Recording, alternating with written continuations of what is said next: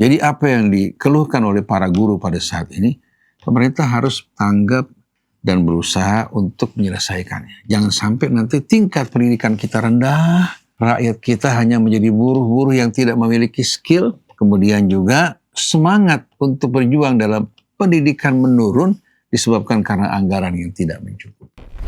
Rokok juga penyebab kezaliman terhadap orang lain, di mana perokok yang aktif ini menyakiti orang-orang yang tidak merokok. Walaupun mereka tidak merokok, mereka menjadi perokok pasif yang terkena imbas bahaya akibat mereka para perokok.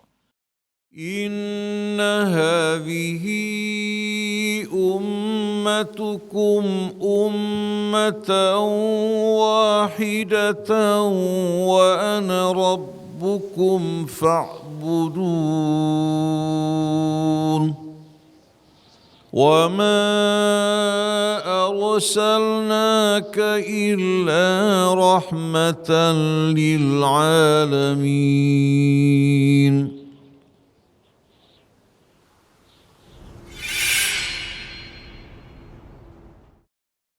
Bismillahirrahmanirrahim. Alhamdulillahirrabbilalamin. Allahumma salli ala Muhammadin wa ali Muhammad. Assalamualaikum warahmatullahi wabarakatuh. Waalaikumsalam warahmatullahi wabarakatuh. Sahabat Ummatan Wahidah dimanapun antum berada, semoga senantiasa dalam lindungan dan rahmat Allah Subhanahu Wa Taala. Alhamdulillah kita berjumpa kembali dalam acara kita Dialog di Bawah Naungan Al-Quran. Sebelum kita mulai dialog ini, mari kita memulai dengan membaca Ummul Quran surat Al-Fatihah. A'udzu billahi minasy syaithanir rajim. Bismillahirrahmanirrahim. Alhamdulillahi rabbil alamin. Ar-Rahmanir-Rahim. Maliki yaumiddin. Iyyaka na'budu wa iyyaka nasta'in. Ihdinas siratal mustaqim. صراط الذين أنعمت عليهم غير المغضوب عليهم ولا الضالين.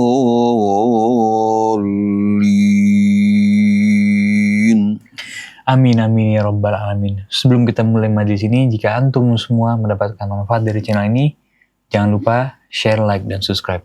Belakangan ini lagi ramai dibahas. Ada berita soal puluhan ribu pegawai dapur program MBG yang kabarnya akan diangkat jadi ASN. Sementara guru honorer yang sudah puluhan tahun mengabdi masih banyak yang nasibnya belum jelas. Padahal jasa guru itu besar sekali. Mereka mencerdaskan bangsa. Baba melihat fenomena ini gimana, Bah? Bismillahirrahmanirrahim. Alhamdulillahirabbil alamin. Hamdan katsiran thayyiban mubarakan fi kama yuhibbu rabbuna wa yarda. Allahumma shalli ala Muhammadin wa ali Muhammad. Rabbana zidna ilman wa alhiqna bis salihin. Allahumma atina min indika rahmah wa 'allimna min ladunka ilman nafi'a wa anfa'na bima 'allamtana. Rabbana zidna ilman wa alhiqna bis salihin. Amma ba'du. Kalau kita soroti makanan bergizi gratis yang disediakan oleh pemerintah untuk mereka yang membutuhkan. Dari awal kita tahu bahwa ini sebetulnya membuka peluang untuk terjadinya korupsi.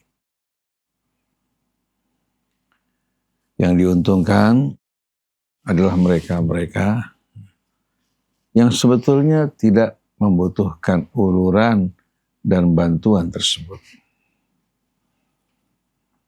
Alangkah indahnya kalau seandainya apa yang disajikan untuk masyarakat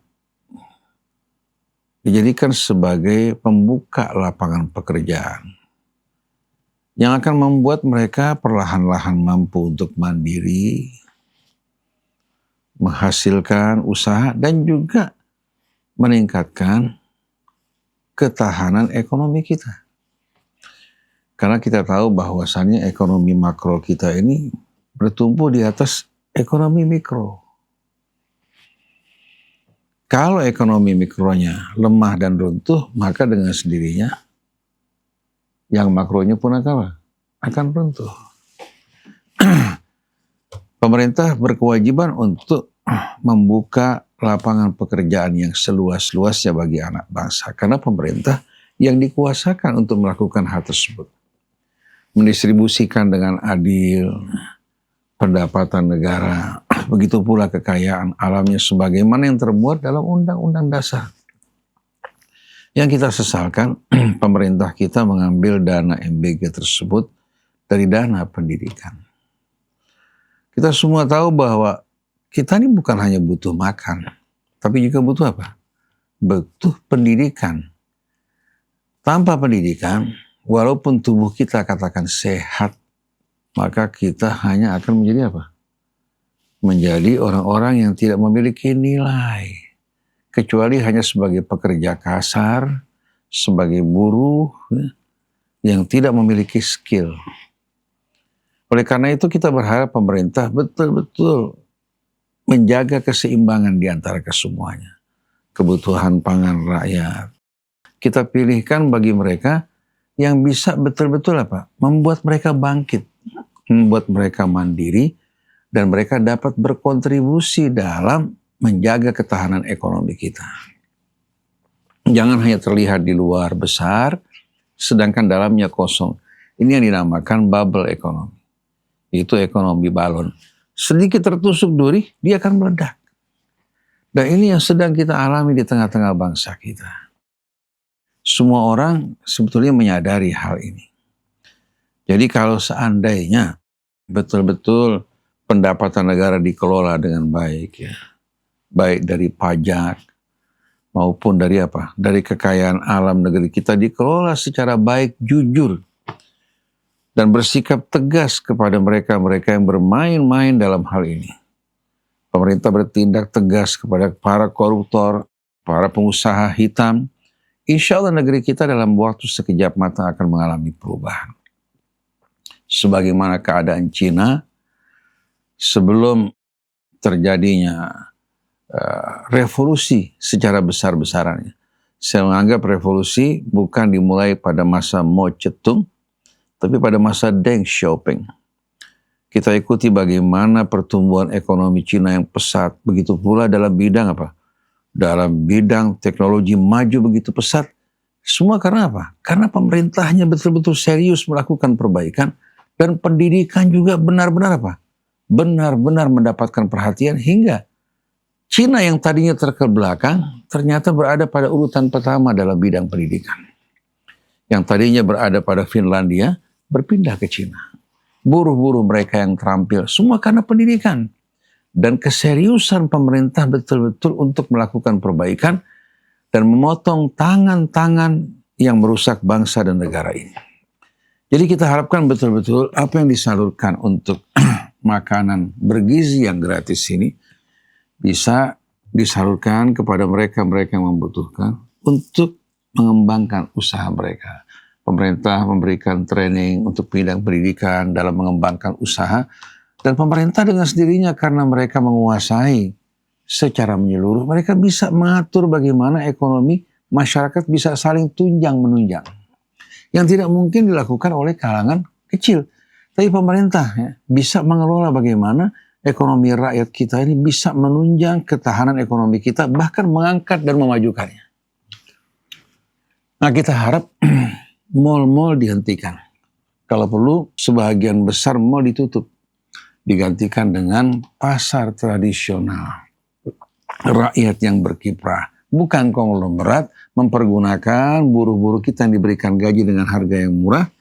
Yang tidak mampu sama sekali untuk mengembangkan mereka menjadi keluarga yang mampu mendidik anak-anak mereka dengan baik. Karena gaji pendapatan yang mereka terima amat kecil.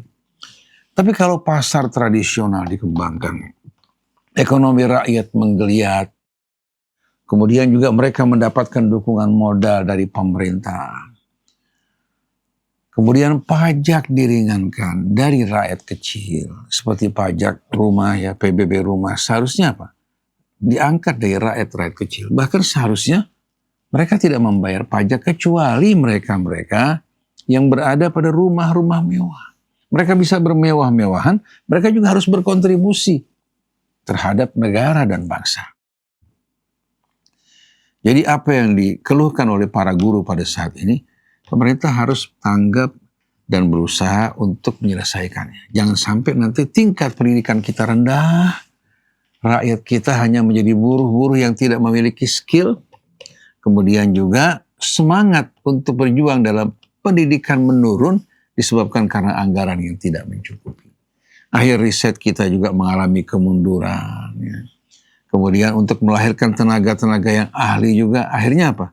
Hanya dikuasai oleh kalangan konglomerat yang memiliki modal untuk mendidik anak mereka, keluarga mereka, atau orang-orang di bawah mereka. Sedangkan sebagian besar rakyat tidak punya kesempatan tersebut. Akhirnya negara kita, baik dalam bidang ekonomi, dalam bidang pendidikan, dimonopoli oleh kalangan tertentu. Jadi sebaiknya pemerintah mengkaji kembali, apakah ini merupakan solusi yang tepat. Kalau seandainya mereka menganggap ini tepat, harus dicarikan dana, jangan diambil dari dana pendidikan. Guru-guru akhirnya nanti beralih profesi. Mereka tidak serius lagi mengajar karena merasa bahwa apa? Ini tidak lagi dapat mencukupi kebutuhan mereka. Akhirnya guru-guru, kalau seandainya mengajar, mereka akan melakukan usaha sampingan. Waktu mereka datang ke kelas, mereka mengantuk. Karena apa? Karena harus bekerja di luar waktu mengajar mereka. Oleh karena itu kita harus hargai, hormati para guru yang berjuang untuk mendidik anak bangsa kita.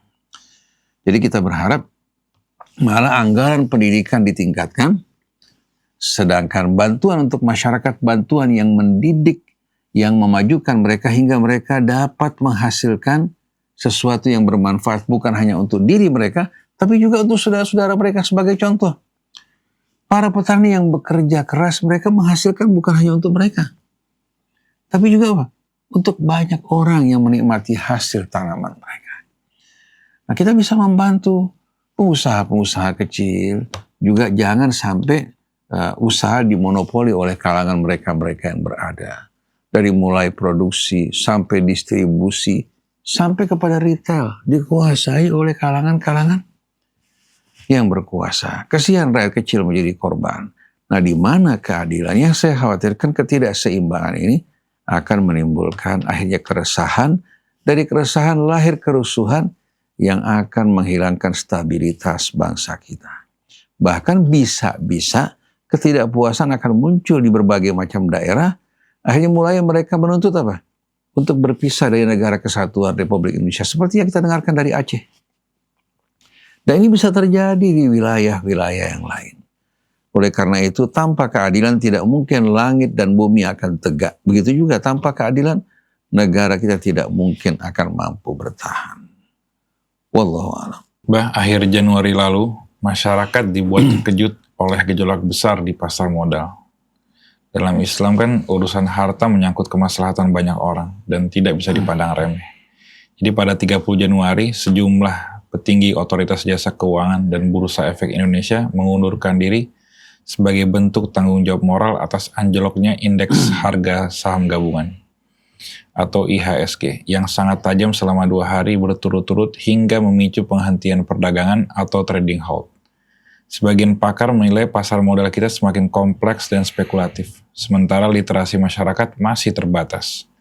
Nah, dalam pandangan Islam, apakah kondisi ini dipahami sebagai risiko yang wajar dalam ekonomi modern, atau justru sebagai tanda bahwa sistem pasar kita perlu dikoreksi secara moral dan etis?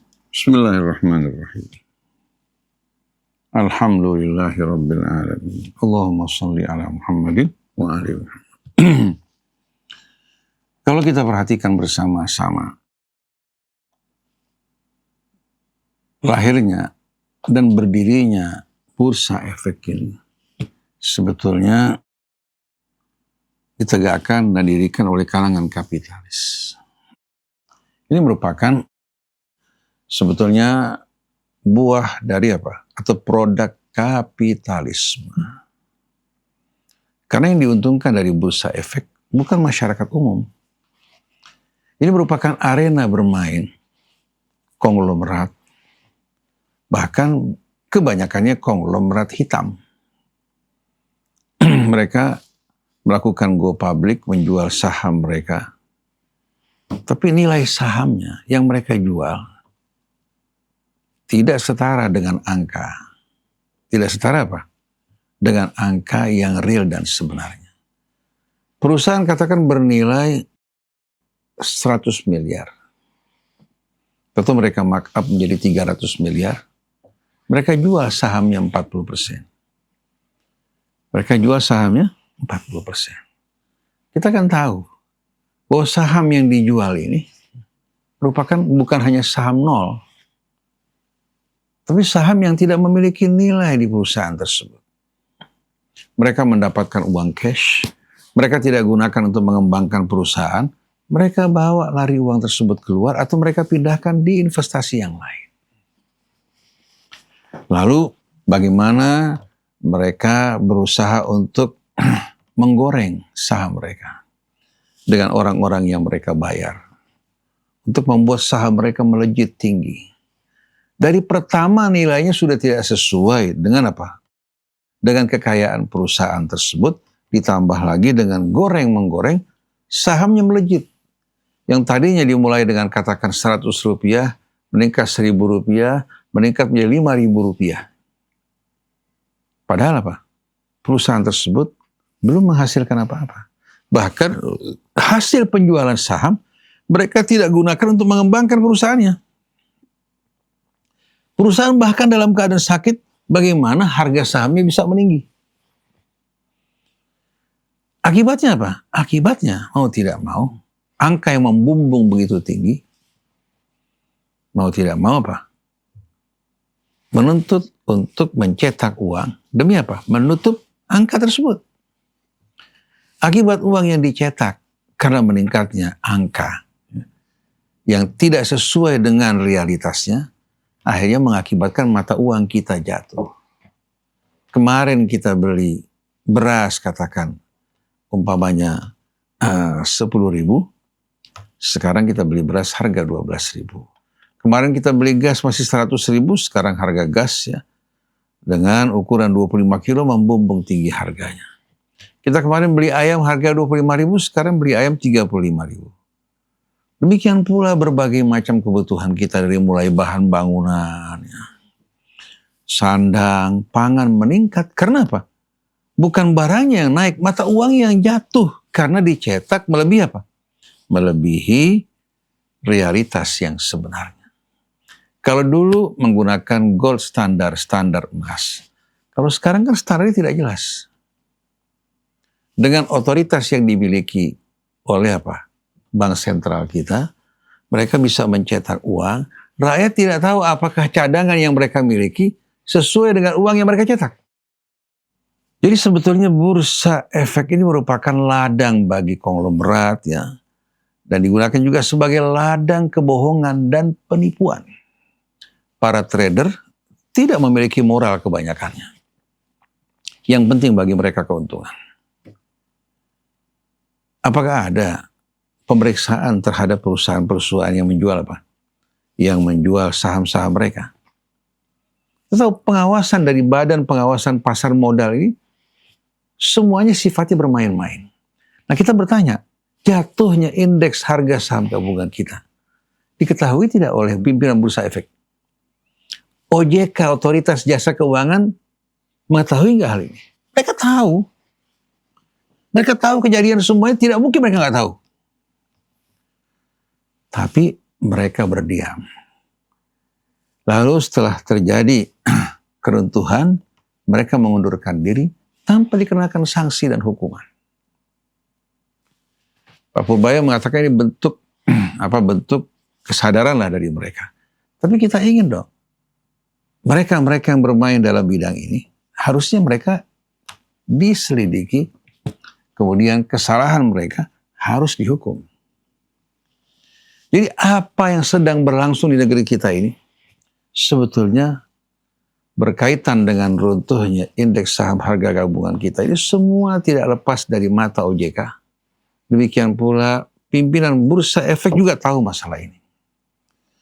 Jadi seolah-olah mereka melarikan diri dari tanggung jawab. Dan seharusnya menurut saya secara pribadi orang yang bodoh awam, bursa efek harus dihilangkan. Karena ini tempat bermain hanya untuk kalangan tertentu dan penuh kebohongan dan penipuan. Saya tidak bicara tanpa dasar dan saya tahu betul sekian banyak perusahaan yang tidak layak untuk go public bisa go public, padahal persyaratannya seharusnya apa? Sekian tahun betul-betul setelah menjalani audit, dilihat bagaimana pertumbuhan perusahaan tersebut, bisa go public. Tapi yang aneh perusahaan-perusahaan sakit, bahkan perusahaan yang baru bergerak bisa melakukan go public. Nah kira-kira semua ini diketahui tidak oleh mereka yang berwenang? Tahu. Tapi ini merupakan apa? Merupakan arena permainan yang menguntungkan. Cuma sayang, majelis ulama kita yang memberikan fatwa halalnya apa? Katakan perdagangan saham ini, mereka tidak menyadari bahwa perdagangan saham ini namanya cukup indah. Tapi di dalamnya penuh dengan serigala. Yang tidak sama sekali berperi kemanusiaan. Yang menghalalkan cara untuk meraih keuntungan. Dan apa yang kita lakukan sebetulnya, ini merupakan perangkap dan program yang apa? Yang ditawarkan oleh Zionis. Di belakangnya terdapat Rothschild, Rockefeller, dan rombongan-rombongannya. Karena ini merupakan produk-produk mereka semuanya.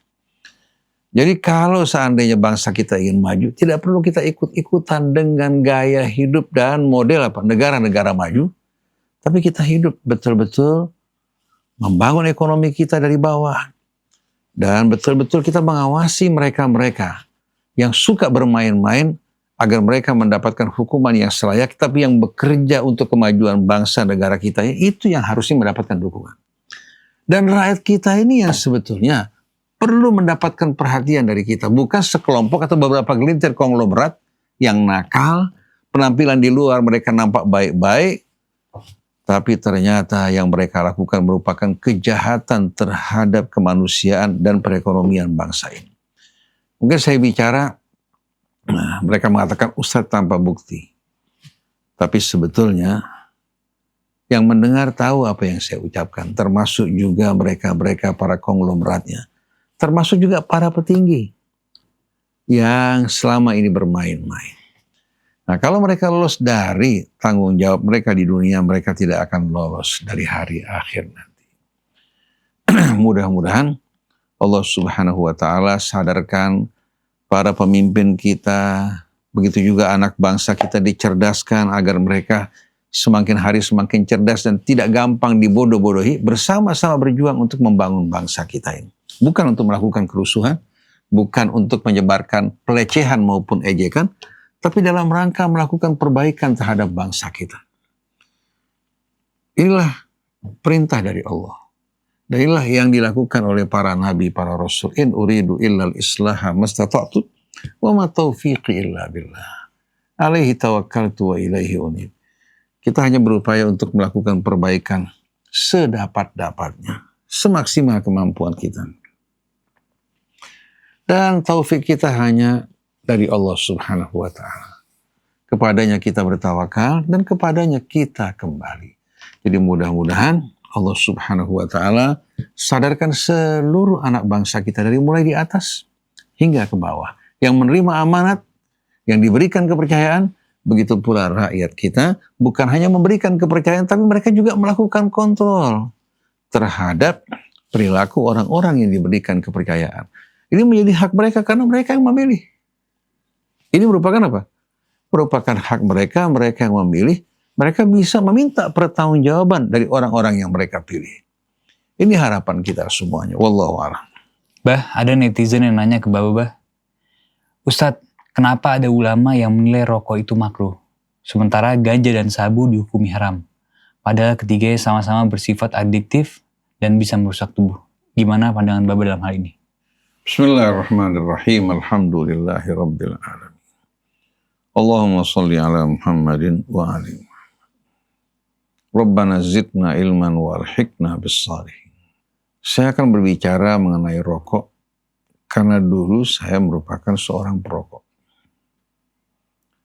Saya mulai belajar merokok setelah tamat SD.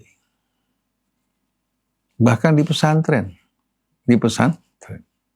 di mana anak-anak pesantren kebanyakan dari mereka merokok, walaupun pengawasan ketat, mereka dapat sembunyi-sembunyi untuk merokok. Bertahun-tahun kita merokok. Kira-kira mungkin dari tahun 74 atau 75.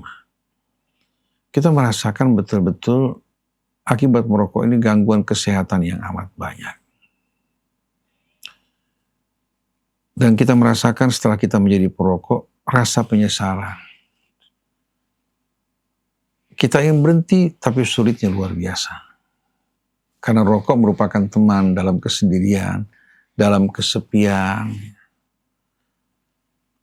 Kita berangkat ke Mesir, sampai di Mesir pun kita masih terus merokok. Hingga alhamdulillah pada tahun 83 atau 82 kalau tidak salah.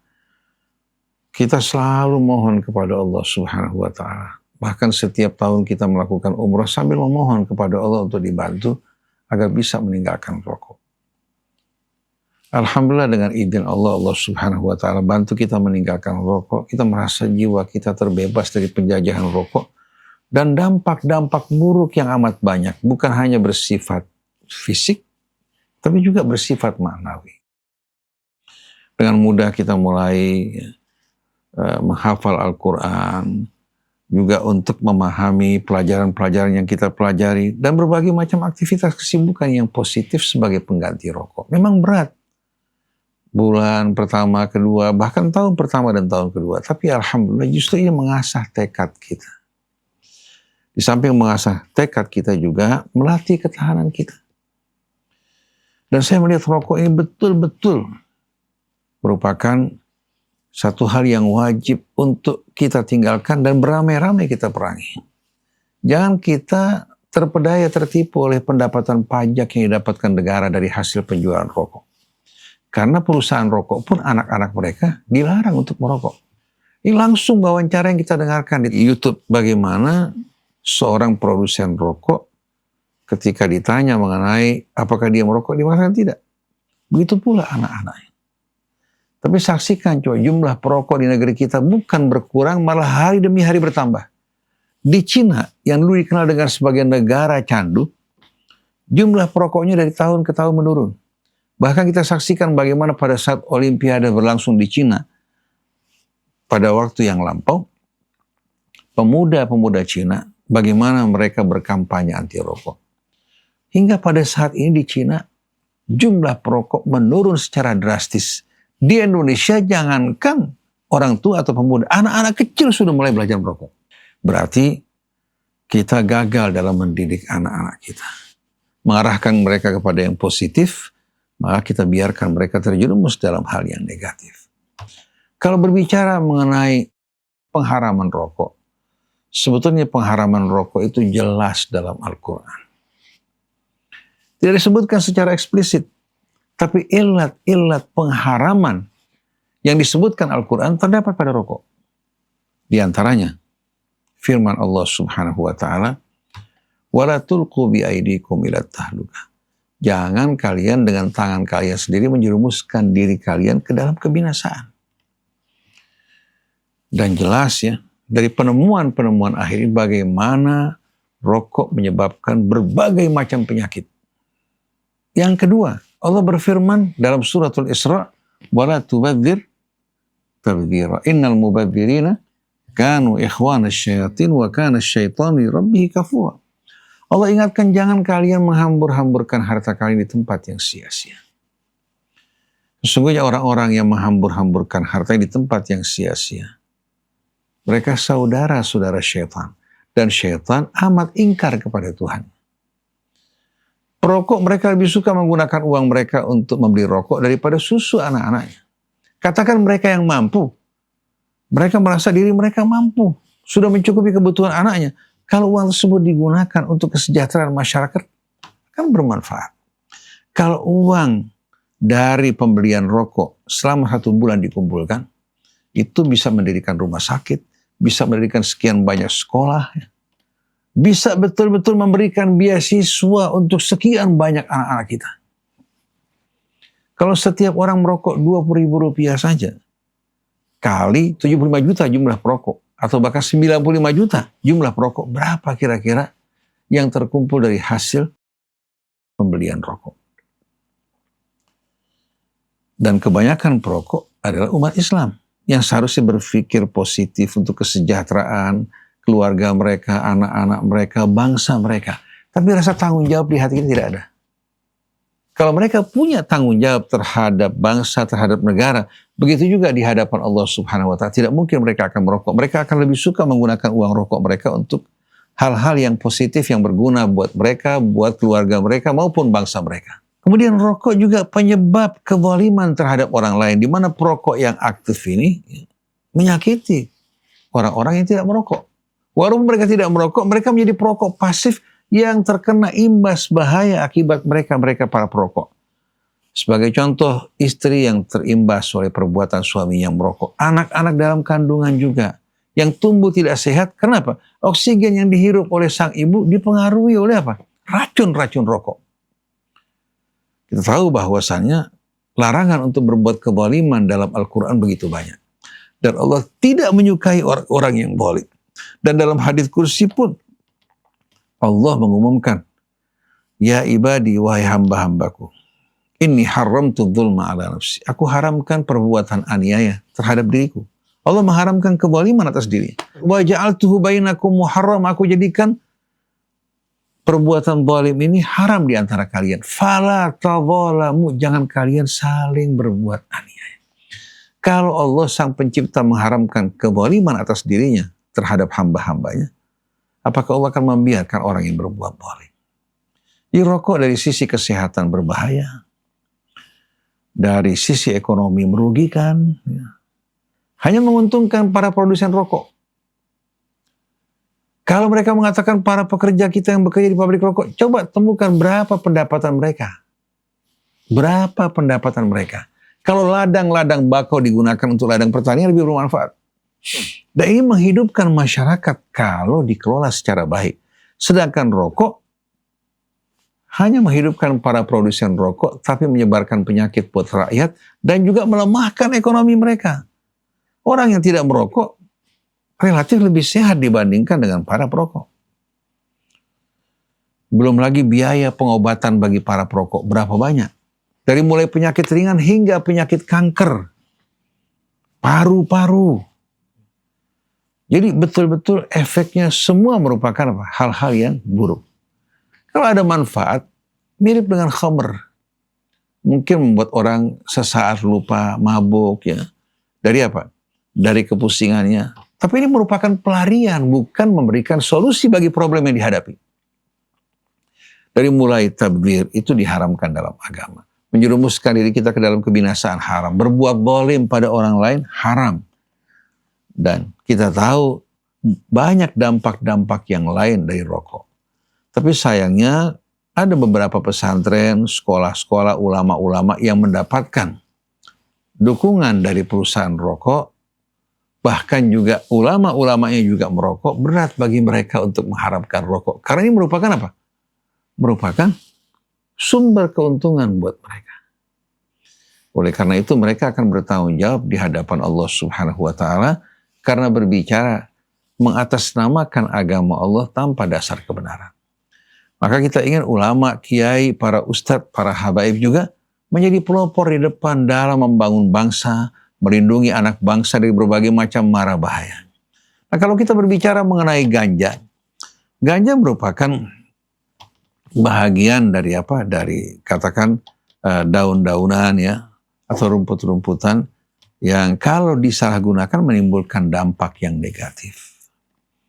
Tapi kalau dipergunakan secara baik di bawah pengawasan para dokter, bisa menjadi obat. Seperti orang-orang yang autis, yang tidak bisa diam, ya, yang kita saksikan sepanjang waktu dia bergerak, meletihkan dirinya maupun keluarganya, bisa diberikan dosis tertentu dengan hitungan, ya, yang bisa ditoleransi, bisa membuat anak tersebut tenang. Yang Alzheimer juga mereka bisa diberikan dosis sesuai dengan ukuran yang tepat membuat orang-orang yang Alzheimer, bahkan termasuk apa? Yang Parkinson.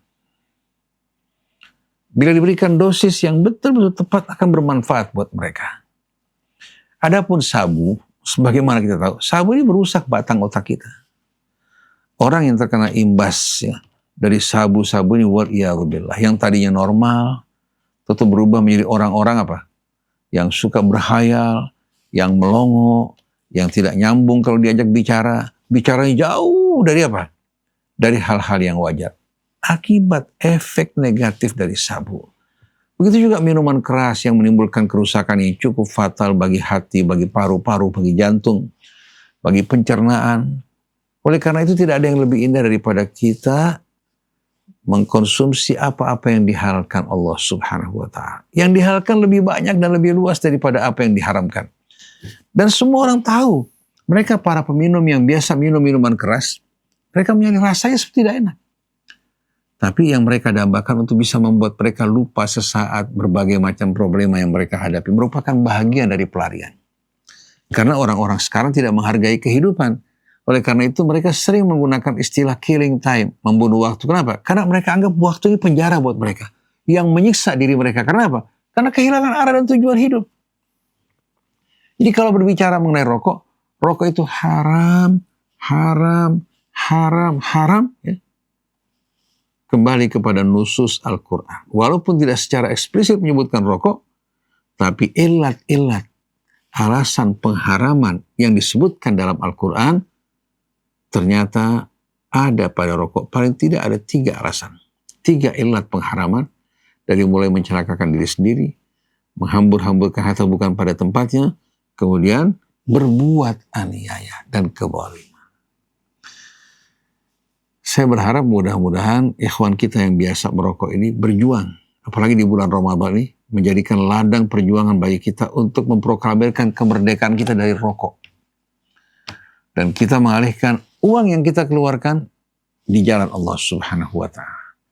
Jadi setiap kali kita katakan terpanggil untuk merokok, uang untuk membeli rokok gunakan, sedekahkan pada orang-orang yang tidak mampu. Insya Allah akan membantu Anda terbebas dari penjajahan rokok. Karena rokok ini sebetulnya merupakan perpanjangan tangan syaitan. Seperti yang Allah bilang, Innal mubadzirina kanu ikhwana syayatin wa kana syaitanu li rabbi kafura. Wallahu a'lam. Alhamdulillah kita sudah sampai di penghujung dialog kali ini. Jazakumullah kepada Baba atas penjabaran dan nasihatnya. Semoga bisa menjadi wasilah dan hidayah untuk kita semua. Sahabat Ummatan Wahidah Al-Fakir beserta seluruh kru yang bertugas kami mohon undur diri. Wassalamualaikum warahmatullahi wabarakatuh.